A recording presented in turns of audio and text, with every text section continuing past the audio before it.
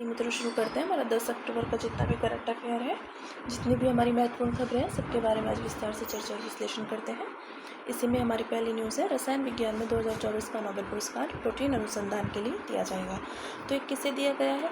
David baker को computational protein design के लिए तथा डेमिस हस्बीस और जॉन एम जम्पर को प्रोटीन स्ट्रक्चर प्रेडिक्शन के लिए नोबेल पुरस्कार दिया जाएगा। ठीक है, अब पहले प्रोटीन के विषय में ही देख लेते हैं। है क्या? प्रोटीन बड़े व जटिल अणु होते हैं जो उन सभी रासायनिक अभिक्रियाओं को नियंत्रित और संचालित करते हैं जो समग्र रूप से हमारे जीवन का आधार है। एक प्रोटीन अमीनो एसिड की एक या अधिक लंबी व मुड़ी हुई श्रृंखलाओं से बना होता है। इन श्रृंखलाओं के अनुक्रम प्रोटीन एनकोडिंग जीन के डीएनए अनुक्रम द्वारा निर्धारित होते हैं। इन श्रृंखलाओं को क्या कहते हैं? पॉलीपेप्टाइड कहते हैं। प्रोटीन शरीर के ऊतक एवं अंगों की संरचना, कार्य और विनियमन के लिए आवश्यक होते हैं। प्रोटीन हार्मोन, सांकेतिक पदार्थ, एंटीबॉडी और विविध ऊतकों के निर्माण खंड के रूप में भी कार्य करते हैं। अब देखो, ये अमीनो अम्ल है और इसकी अधिक लंबी व मुड़ी हुई श्रृंखला है जिससे मिलकर क्या बनता है? प्रोटीन बनता है। अब देखते हैं इसमें प्रोटीन संरचना का पूर्वानुमान, प्रोटीन स्ट्रक्चर प्रेडिक्शन। तो डेमिस हस्बीस और जॉन जम्पर ने 50 साल पुरानी समस्या को हल करने के लिए आर्टिफिशियल इंटेलिजेंस का उपयोग किया। उन्होंने प्रोटीन की जटिल संरचनाओं का पूर्वानुमान लगाने का प्रयास किया। उन्होंने यह शोध किया कि प्रोटीन किस तरह से उन विशिष्ट आकृतियों में मुड़ जाते हैं जो उनके कार्य का निर्धारण करती हैं।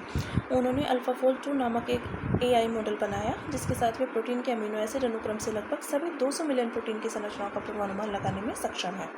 कंप्यूटेशनल प्रोटीन डिज़ाइन के विषय में देखते हैं। डेविड बेकर ने पूरी तरह से नए आकार और कार्यों के साथ पूरी तरह से नए प्रोटीन बनाकर शोध कार्य को और आगे बढ़ाया है। उनका कंप्यूटर प्रोग्राम रोसेटा वांछित प्रोटीन संरचना का उत्पादन करने के लिए अमीनो एसिड अनुक्रम संबंधी सुझाव दे सकता है। इससे नए प्रोटीन बनाने में भी सुविधा मिलती है। अब नए प्रोटीन के उपयोग देखते हैं। तो फार्मास्यूटिकल्स, वैक्सीन, नैनो मटेरियल और छोटे सेंसर या प्लास्टिक का विखंडन। ठीक है, तो ये बात हुई हमारी जो रसायन विज्ञान में 2024 का नोबेल पुरस्कार दिया जाना था प्रोटीन अनुसंधान के लिए, उसके विषय में। अब बात करते हैं। सरकार ने कल्याणकारी योजनाओं में फोर्टिफाइड चावल की आपूर्ति 2028 तक बढ़ाई। तो प्रधानमंत्री गरीब कल्याण अन्न योजना और अन्य कल्याणकारी योजनाओं के तहत मुफ्त फोर्टिफाइड चावल की आपूर्ति की जाएगी। चावल के फोर्टिफिकेशन में FSSAI द्वारा निर्धारित मानकों के अनुसार सामान्य चावल यानी कस्टम मिल्ड राइस में फोर्टिफाइड चावल के दाने मिलाए जाते हैं। इन दानों में आयरन, फोलिक एसिड और विटामिन B12 जैसे सूक्ष्म पोषक तत्व होते हैं। फोर्टिफिकेशन में चावल, गेहूँ, तेल, दूध और नमक जैसे मुख्य खाद्य पदार्थों में प्रमुख विटामिन एवं खनिज तत्व मिलाए जाते हैं। इससे उनकी पोषण क्षमता में सुधार होता है और कुपोषण से निपटा जा सकता है। अब फोर्टिफाइड चावल जो पहल है हमारे, उसके विषय में देखते हैं। यह पहल 2022 में शुरू की गई। इस योजना का 3 चरणीय रोल आउट मार्च 2024 तक सफलतापूर्वक पूरा हो गया था। तर्क क्या है? कुपोषण से निपटना, यानी फोर्टिफिकेशन एनीमिया और सूक्ष्म पोषक तत्वों की कमी से निपटने के लिए लागत प्रभावी तरीका है। अधिक पहुंच। चावल सूक्ष्म पोषक तत्वों की आपूर्ति के लिए एक आदर्श साधन है क्योंकि यह भारत की 65% आबादी का मुख्य भोजन है। पहल में शामिल कौन कौन सी योजनाएं हैं? तो लक्षित सार्वजनिक वितरण प्रणाली यानी TPDS, एकीकृत बाल विकास सेवाएं ICDS, PM पोषण यानी पूर्व में मध्याह्न भोजन योजना। ठीक है, और सभी राज्यों और केंद्र शासित प्रदेशों में अन्य कल्याणकारी कार्यक्रम। वित्त पोषण, यह PMGKAY के खाद्य सब्सिडी घटक के हिस्से के रूप में केंद्र द्वारा 100% वित्त पोषण के साथ केंद्रीय क्षेत्र की पहल है। PMGKAY के तहत राष्ट्रीय खाद्य सुरक्षा अधिनियम 2013 के 81.35 करोड़ लाभार्थियों को राशन की दुकानों के माध्यम से प्रतिमाह 1 किलो दाल के साथ 5 किलो मुफ्त गेहूं या चावल प्रदान किए जाते हैं। अब एनीमिया के विषय में देखते हैं। एनीमिया स्वास्थ्य से संबंधित एक ऐसी स्थिति है जिसमें लाल रक्त कोशिकाओं की संख्या या उनके भीतर हीमोग्लोबिन की मात्रा सामान्य रूप से कम हो जाती है। व्यापकता, राष्ट्रीय परिवार स्वास्थ्य सर्वेक्षण 5 में 2019 और 21 के अनुसार 57% महिलाएं और 15 से 49 वर्ष आयु समूह में 59% किशोरियाँ और 15 से 19 वर्ष आयु समूह और 67% बच्चे 6 से 5 महीने में अनीमिया से पीड़ित हैं। सुवेद्य आयु समूह में अनीमिया को रोकने के लिए अनीमिया मुक्त भारत रणनीति लागू की गई है। ठीक, अभी देखते हैं हम अपनी अगली न्यूज़। संयुक्त राष्ट्र जनसंख्या कोष UNFPA ने मातृ स्वास्थ्य और परिवार नियोजन को आगे बढ़ाने में भारत की प्रगति की सराहना की है। तो भारत की इस प्रगति की सराहना UNFPA और भारत सरकार के बीच 50 साल की साझेदारी पर आयोजित एक कार्यक्रम में की गई।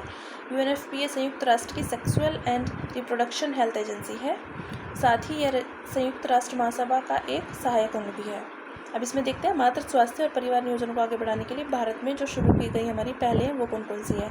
तो ये पहली है सुरक्षित मातृत्व आश्वासन योजना, सुमन।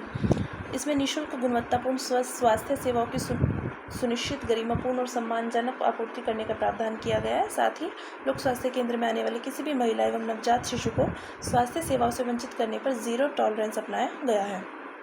नेक्स्ट है प्रधानमंत्री सुरक्षित मातृत्व अभियान यानी PMSMA।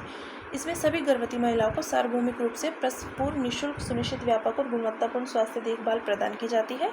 Next, midwifery service initiative. इसका लक्ष्य लगभग 90,000 मिडवाइफ्स को प्रशिक्षित करना है, क्योंकि मिडवाइफ्स यौन प्रजनन, मातृ, नवजात और किशोर स्वास्थ्य से संबंधित आवश्यक हस्तक्षेपों के लगभग 90% जरूरतों को पूरा कर सकती हैं।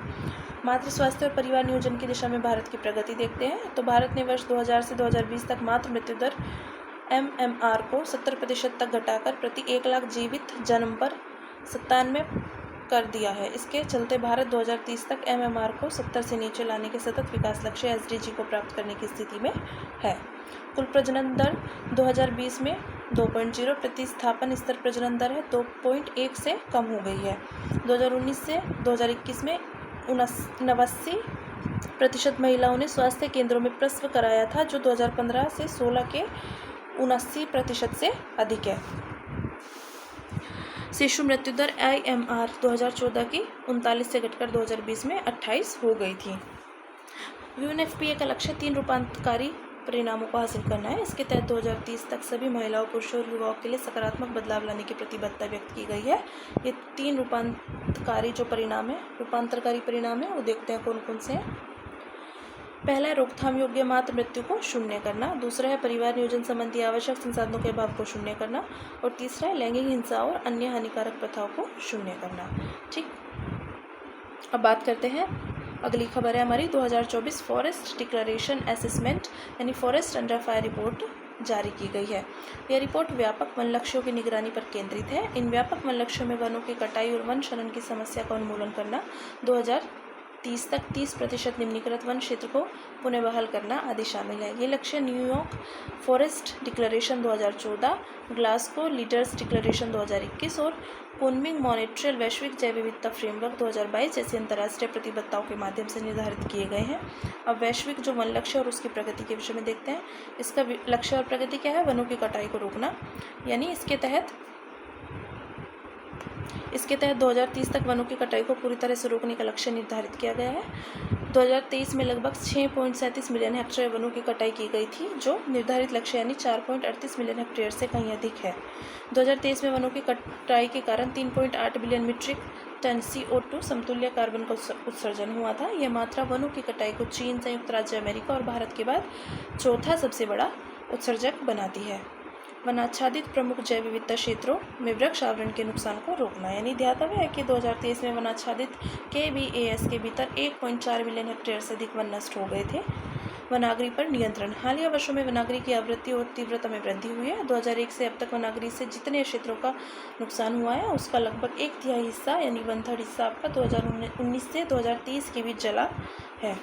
2030 तक 30% निम्नीकृत और वनों की कटाई वाले भू परिदृश्यों की पुनर्बहाली करना, यानी बॉन चैलेंज के तहत 2020 तक 150 मिलियन हेक्टेयर भूमि पर वनों की पुनर्बहाली का लक्ष्य तय किया गया था। हालांकि 2000 से 2019 की अवधि तक केवल 26.7 मिलियन हेक्टेयर भूमि, केवल 18% भूमि पर ही वन पुनर्बहाल किए जा सके हैं। वनों की कटाई के लिए जिम्मेदार कारक तो वस्तुओं का उत्पादन। पिछले 2 दशकों में वैश्विक वनों की कटाई के 57% के लिए कृषि जिन्स प्रमुख कारक रहे हैं। प्राथमिक वनों की जगह कृषि कार्य करना, यानी इसकी वजह से 2015 से 23 की अवधि में 15.9 मिलियन हेक्टेयर प्राथमिक वनों को नुकसान हुआ है। खनन 2000 से 2019 के बीच उष्णकटिबंधीय आर्द्र वन पारिस्थितिकी तंत्र में खनन की मात्रा 2 गुनी हो गई है। इससे बड़ी मात्रा में वन क्षेत्रों का नुकसान हुआ है। अब मुख्य सिफारिशें कौन कौन सी की गई हैं रिपोर्ट में वो देखते हैं। रिपोर्ट में सभी प्रकार के वनों को संरक्षित करने की आवश्यकता पर बल दिया गया है। हालांकि संरक्षण कार्य में प्राथमिक और अक्षुण्ण पारिस्थितिकी तंत्र को सर्वोच्च प्राथमिकता दी जानी चाहिए। 30% निम्नीकृत पारिस्थितिकी तंत्र को पुनर्बहाल करने के तथा प्रगति की निगरानी और पारदर्शी रिपोर्टिंग के लिए बड़े पैमाने पर प्रयास करने की जरूरत है। सरकारों को यह स्वीकार करना चाहिए कि वनाग्नि का यह परिवर्तित पैटर्न एक मानव जनित घटना है और तदनुसार अनुकूल रणनीतियों को लागू करना चाहिए। उच्च अखंडता व उच्च संरक्षण मूल्य वाले वनों के रूप में ज्ञात वनाच्छादित प्रमुख जैव विविधता क्षेत्रों और अन्य क्षेत्रों की वैश्विक एवं राष्ट्रीय वन संरक्षण प्रयासों में प्राथमिकता दी जानी चाहिए। अब बात करते हैं, राष्ट्रीय अंतरिक्ष पैनल ने भारत के 5वें चंद्र मिशन यानी चंद्र ध्रुवीय अन्वेषण मिशन ल्यूपेक्स को मंजूरी दी। यह 2040 तक चंद्रमा पर प्रथम भारतीय को भेजने और चंद्रमा से नमूने को पृथ्वी पर लाने वाले मिशन की आधारशिला रखेगा। लूपेक्स मिशन के विषय में देखते हैं। इसके उद्देश्य क्या हैं? यह चंद्रमा पर जल की मात्रा, गुणवत्ता की जांच करेगा, साथ ही चंद्रमा के डार्क साइड का अन्वेषण करने का भी प्रयास करेगा। चंद्रमा के डार्क साइड को चंद्रमा का फॉर साइड भी कहते हैं। ऐसा इसलिए क्योंकि चंद्रमा का यह हिस्सा पृथ्वी के साथ चंद्रमा के टाइडल लॉकिंग के कारण पृथ्वी से कभी भी दिखाई नहीं देता है। अंतर्राष्ट्रीय सहयोग परियोजना, इसमें इसरो यानी लूनर रोवर और जापान की जाक्सा लैंडर को विकसित करेगी। नासा और यूरोपीय अंतरिक्ष एजेंसी के ऑब्जर्वेशन इंस्ट्रूमेंट्स भी रोवर पर लगाए जाएंगे। लैंडिंग स्थल, इस मिशन के लिए लैंडिंग स्थल चंद्रमा का दक्षिणी ध्रुव होगा, क्योंकि ऐसा माना जाता है कि इस क्षेत्र में जल मिलने की अधिक संभावना है। हालांकि दक्षिणी ध्रुव पर लैंड करना निम्नलिखित के कारण चुनौतीपूर्ण है।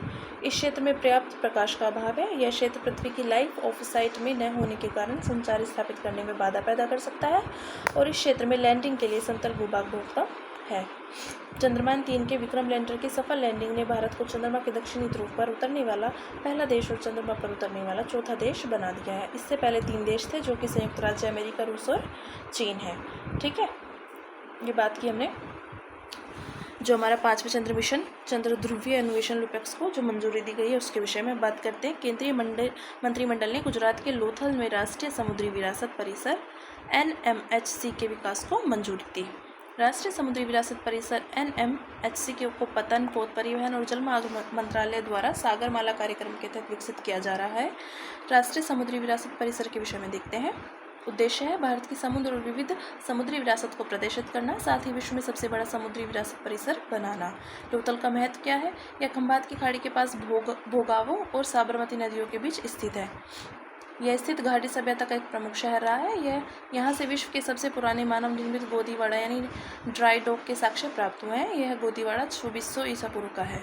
लोथल में गोदीवाड़ा की खोज से उस अवधि के दौरान समुद्री ज्वार, पवन और अन्य समुद्री कारकों के बारे में जानकारी मिलती है। प्रमुख परियोजनाएं देखते हैं। पर विरासत परिसर में विश्व स्तरीय लाइट हाउस, संग्रहालय, तटीय राज्य पवेलियन, समुद्री थीम वाला इको रिजॉर्ट आदि शामिल हैं। समुद्री भारत की जो समुद्री विरासत के विषय में देखते हैं। प्राचीन विरासत 3000 से 2000 ईसा पूर्व। सिंधु घाटी सभ्यता का मेसोपोटामिया के साथ समुद्री मार्ग से व्यापारिक संबंध था। वैदिक युग की बात करें तो 2000 से 500 ईसा पूर्व। समुद्री गतिविधियों का सबसे प्रारंभिक उल्लेख ऋग्वेद में प्राप्त होता है। नंद और मौर्य युग हमारा 500 से 200 ईसा पूर्व था। मगध साम्राज्य की नौसेना को विश्व के इतिहास में दर्ज पहली नौसेना माना जाता है। सातवाहन राजवंश की बात करें तो 200 ईसा पूर्व से 220 ईस्वी तक वे जहाज़ों के प्रतीक वाले सिक्के जारी करने वाले पहले भारतीय शासक थे। और गुप्त राजवंश 320 से 500 ईस्वी।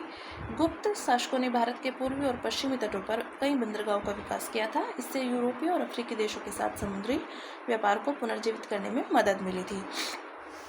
मराठा की बात करें तो शिवाजी के अधीन मराठा नौसेना के पास 500 से अधिक जहाज थे। इस तरह उनके पास मजबूत नौसेना थी।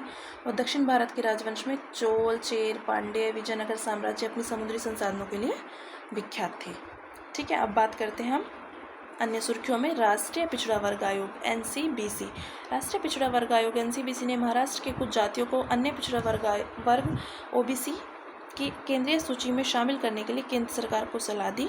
संविधान का अनुच्छेद 342 से राष्ट्रपति को राज्य और केंद्र शासित प्रदेशों के संबंध में कुछ वर्गों को सामाजिक व शैक्षिक रूप से पिछड़े वर्ग निर्दिष्ट करने का अधिकार देता है। राष्ट्रीय पिछड़ा वर्ग आयोग जो NCBC है उसके विषय में देखते हैं। संवैधानिक संस्था 102वें संविधान संशोधन अधिनियम 2018 द्वारा संविधान में अनुच्छेद 338 भी जोड़कर NCBC को संवैधानिक दर्जा प्रदान किया गया है। संरचना इसकी अध्यक्ष, एक उपाध्यक्ष और इसमें 3 अन्य सदस्य। कार्य क्या है? सामाजिक और शैक्षणिक रूप से पिछड़े वर्गों के लिए संवैधानिक सुरक्षा उपायों से संबंधित सभी मामलों की जांच करना एवं निगरानी करना और पिछड़े वर्गों के अधिकार और सुरक्षा उपायों से वंचित होने से संबंधित विशिष्ट शिकायतों की जांच करना। ठीक, अब बात करते हैं एनाकोंडा रणनीति की। हाल ही में ताइवान की नौसेना ने दावा किया है कि चीन की सेना उसके द्वीपीय क्षेत्र पर अपनी पकड़ बनाने के लिए एनाकोंडा रणनीति का इस्तेमाल कर रही है। ताइवान के खिलाफ चीन की एनाकोंडा रणनीति में सैन्य युद्धाभ्यास, मनोवैज्ञानिक रणनीति और साइबर युद्ध जैसी रणनीतियों का मिश्रण शामिल है। इसका लक्ष्य पूर्ण आक्रमण में शामिल हुए बिना ताइवान को अपनी स्वतंत्रता छोड़ने के लिए मजबूर करना है। एनाकोंडा रणनीति क्या है? यह एक प्रकार की सैन्य रणनीति है। इसे अमेरिकी गृह युद्ध के प्रारंभिक चरण के दौरान यूनियन जनरल विनफील्ड स्कॉट ने प्रस्तावित किया था। इसका मुख्य उद्देश्य था आर्थिक और सैन्य रूप से संघ को संकुचित करना या उसकी नौसैनिक नाकाबंदी करना था। ठीक उसी तरह जैसे एक एनाकोंडा सांप अपने शिकार के चारों ओर लिपट कर उसका दम घोट देता है। ठीक है, ये बात की हमने एनाकोंडा रणनीति के विषय में। अब बात करते हैं यूनिवर्सल पोस्टल यूनियन यूपीयू। ये भारतीय डाक विभाग ने यूनिवर्सल पोस्टल यूनियन की 150वीं वर्षगांठ के अवसर पर स्मारक डाक टिकट जारी किए हैं। भारतीय डाक भी अपनी स्थापना की 170वीं वर्षगांठ मना रहा है। भारतीय डाक विश्व का सबसे बड़ा डाक नेटवर्क है। यूनिवर्सल पोस्टल यूनियन यूपीयू के विषय में देखते हैं। यह बर्न की संधि द्वारा 9 अक्टूबर 1874 को जनरल पोस्टल यूनियन के रूप में स्थापित हुआ था। यूपीयू अंतर्राष्ट्रीय दूरसंचार संघ आईटीयू के बाद दूसरा सबसे पुराना अंतर्राष्ट्रीय संगठन है और आईटीयू 1865 में स्थापित हुआ था। यूपीयू की स्थापना के अवसर पर प्रतिवर्ष 9 अक्टूबर को विश्व डाक दिवस यानी वर्ल्ड पोस्ट डे मनाया जाता है। मुख्यालय बर्न स्विट्जरलैंड में है। सदस्य 192 देश। भारत इसके सबसे पुराने और सबसे सक्रिय सदस्यों में शामिल है। यूपीयू संयुक्त राष्ट्र की एक विशेष एजेंसी है। और इसके बाद देखते हैं लिविंग प्लैनेट रिपोर्ट, यानी हाल ही में विश्व वन्यजीव कोष WWF ने अपनी द्विवार्षिक लिविंग प्लैनेट रिपोर्ट का नवीनतम संस्करण जारी किया है। रिपोर्ट के मुख्य बिंदु: जैव विविधता हानि। पिछले 50 वर्षों 1970 से 2020 में वन्यजीव आबादी में 73% की गिरावट आई है। ताज़ा जल में रहने वाले जीवों की संख्या में सर्वाधिक गिरावट आई है। उसके बाद स्थलीय और समुद्री जीवों की आबादी में सबसे अधिक गिरावट देखने को मिली है। गिरावट के कारण पर्यावरण क्षति, निम्नीकरण, जलवायु परिवर्तन, आक्रामक प्रजातियां आदि। भारत संबंधी निष्कर्ष देखते हैं। रिपोर्ट में कहा गया है कि यदि दुनिया भारत के उपभोग पैटर्न को अपना लेती है तो 2050 तक 1 से कम पृथ्वी की आवश्यकता होगी। रिपोर्ट में आंध्र प्रदेश समुदाय प्रबंधित प्राकृतिक खेती को प्रकृति अनुकूल खाद्य उत्पादन के सकारात्मक सामाजिक आर्थिक प्रभावों का एक बेहतरीन उदाहरण माना गया है। रिपोर्ट में भारत के मिलेट्स मिशन की सराहना भी की गई है। अब बात करते हैं UPI 123 और UPI लाइट की। तो RBI ने UPI 123 पे और UPI लाइट के तहत लेन देन की सीमा बढ़ा दी है। इसका उद्देश्य यूनिफाइड पेमेंट्स इंटरफेस के वो व्यापक रूप से अपनाने को बढ़ावा देना है। UPI 123 पे क्या है इसके विषय में देखते हैं। फीचर फ़ोन यूज़र्स को UPI का उपयोग करने में सक्षम बनाने के लिए इसे मार्च 2022 में लॉन्च किया गया था। इसमें 12 भाषाएं उपलब्ध हैं और प्रौद्योगिकी विकल्पों में IVR नंबर, ऐप कार्यक्षमता, मिस्ड कॉल और प्रॉक्सिमिटी साउंड बेस्ड पेमेंट शामिल है। RBI ने प्रति लेन देन सीमा को 50,000 रुपये बढ़ाकर 10,000 रुपये कर दिया है। UPI लाइट क्या है? इसके जरिए यूजर्स UPI पिन दर्ज किए बिना कम राशि के लेन देन कर सकते हैं और RBI ने प्रति लेन देन सीमा को 500 रुपये से बढ़ाकर 1,000 रुपये और समग्र वॉलेट सीमा को 2,000 से बढ़ाकर 5,000 रुपये कर दिया है। बात करते हैं व्यापक वार्षिक मॉड्यूलर सर्वेक्षण यानी CAMS के विषय में, यानी सांख्यिकी और कार्यक्रम कार्यान्वयन मंत्रालय ने व्यापक वार्षिक मॉड्यूलर सर्वेक्षण रिपोर्ट जारी की है। इस सर्वेक्षण को राष्ट्रीय प्रतिदर सर्वेक्षण के 79वें दौर के हिस्से के रूप में आयोजित किया गया था। CMS जुलाई 2022 से जून 2023 के मुख्य बिंदु पर एक नज़र डालते हैं। पेयजल और स्वच्छता। 97.8% घरों में शौचालय की सुविधा तथा 95.7% घरों की पेयजल के बेहतर स्रोतों तक पहुंच है। स्वच्छ ईंधन। केवल 63.4% परिवार खाना पकाने के लिए स्वच्छ ईंधन का उपयोग करते हैं। और शिक्षा। 15 से 24 वर्ष की आयु के युवाओं में लगभग 96.9% युवा सरल वाक्य पढ़ने और लिखने तथा सरल अंकगणित गणना करने में सक्षम है। और स्वास्थ्य। पिछले 365 दिनों के दौरान अस्पतालों में भर्ती होने पर प्रति परिवार औसत आउट ऑफ पॉकेट चिकित्सा व्यय ग्रामीण क्षेत्रों में 4,129 रुपये और शहरी क्षेत्रों में 5,290 रुपये रहा है। ये बात हुई हमारी व्यापक वार्षिक मॉड्यूलर सर्वेक्षण CMS के विषय में। अब बात करते हैं जलवायु जोखिम सूचना प्रणाली की। भारतीय रिजर्व बैंक ने रिजर्व बैंक जलवायु जोखिम सूचना प्रणाली यानी RBCRIS बनाने का प्रस्ताव प्रस्तुत किया है। यह प्रणाली एक डेटा रिपोजिटरी होगी जिसमें 2 भाग होंगे। पहला भाग एक वेब आधारित डायरेक्टरी होगी। इसमें अलग अलग डेटा स्रोतों यानी मौसम विज्ञान, भू स्थानिक आदि को सूचीबद्ध किया जाएगा। उसके बाद दूसरा भाग एक डेटा पोर्टल होगा जिस तक केवल विनियमित संस्थाओं की पहुंच होगी। इसमें मानकीकृत डेटाबेस को सम्मिलित किया जाएगा। इसका उद्देश्य उपलब्ध जलवायु संबंधी डेटा में मौजूद कमियों को दूर करना है, जैसे खंडित और विविध डेटा स्रोत, अलग अलग डेटा प्रारूप, आवृत्तियाँ, इकाई आदि। ये विनियमित संस्थाओं को उनकी बैलेंस शीट्स और वित्तीय प्रणाली की स्थिरता सुनिश्चित करने के लिए जलवायु जोखिम आकलन करने में मदद करेगी। नेक्स्ट है स्लैग, यानी शोधकर्ताओं ने यूनाइटेड किंगडम में तटीय स्लैग के जमाव से बनी नए प्रकार की तलछटी चट्टान का दस्तावेजीकरण किया है। स्लैग है क्या? ये धातु ऑक्साइड और सिलिकॉन डाइऑक्साइड युक्त एक मिश्रित सामग्री है। ये लौह और इस्पात उद्योग में इस्पात निर्माण प्रक्रिया के दौरान प्राप्त एक उप उत्पाद है। यह रासायनिक रूप से स्थिर है और इसमें अम्लता को निष्क्रिय करने की क्षमता है। इसका उपयोग कृत्रिम भूमि यानी कि आर्टिफिशियल ग्राउंड के निर्माण में किया जा सकता है। लिथिफिकेशन प्रक्रिया के तहत स्लैग को कठोर और तलछटी चट्टानों में रूपांतरित कर दिया जाता है। इससे कृत्रिम भूमि का निर्माण होता है। ऐतिहासिक औद्योगिक गतिविधियों के कारण यूनाइटेड किंगडम में स्लैग वाली तलछटी चट्टानें अपेक्षाकृत अधिक प्रचुर मात्रा में हैं। अब हमारा जो सुर्खियों में रहा स्थल है वो है दक्षिण अफ्रीका, यानी राजधानी है इसकी प्रिटोरिया, कार्यकारी है केप टाउन विधायी और ब्लोमफोटेन न्यायिक। दक्षिण अफ्रीका हमारा एक ऐसा देश है जिसकी हमारी 3 राजधानियाँ हैं, ठीक है। प्रिटोरिया उसकी कार्यकारी राजधानी है, केप टाउन विधायी और ब्लोमफोटेन न्यायिक। हाल ही में INS तलवार इब्समार में भाग लेने के लिए दक्षिण अफ्रीका पहुंचा। इब्समार भारत, ब्राज़ील और दक्षिण अफ्रीका की नौसेनाओं के बीच संयुक्त बहुराष्ट्रीय समुद्री अभ्यास है। भौगोलिक स्थिति देखते हैं इसकी। यह अफ्रीका महाद्वीप का सबसे दक्षिणी देश है। सीमावर्ती देश कौन कौन से हैं इसके? नामीबिया, बोत्सवाना, जिम्बाब्वे, उत्तर पूर्व में मोजाम्बिक, पूर्व में इस्वातिन तथा एन्क्लेव के रूप में लेसोथो स्थित है।